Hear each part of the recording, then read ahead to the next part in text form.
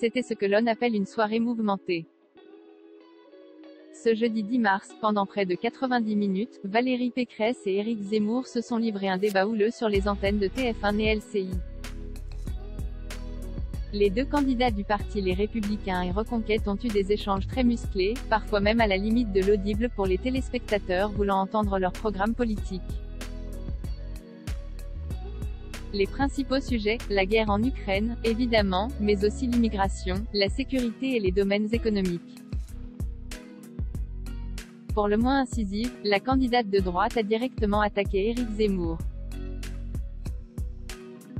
La présidente de la région Île-de-France avait à peine commencé l'exercice qu'elle a attaqué l'ancien polémiste d'extrême droite sur ses anciens propos sur le président russe, Vladimir Poutine. Quand on est sous l'influence de Poutine, on ne peut pas être patriote, et c'est pour ça monsieur Zemmour que vous êtes décrédibilisé pour présider la France.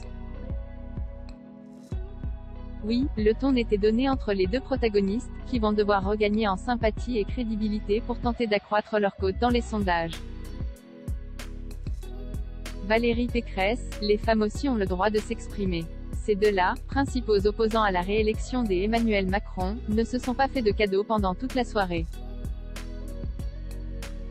En conséquence de la guerre en Ukraine, les deux candidats ont évidemment discuté d'immigration, étant donné la masse d'Ukrainiens qui a fui son pays.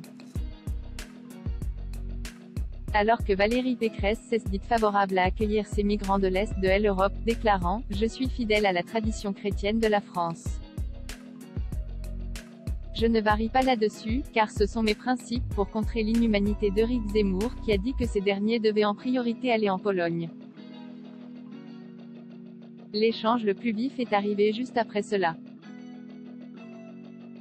Alors qu'elle continuait de parler d'immigration, Valérie Pécresse a été interrompue à plusieurs reprises par Éric Zemmour. Et cela ne lui a absolument pas plu. Ne m'interrompez pas, s'il vous plaît.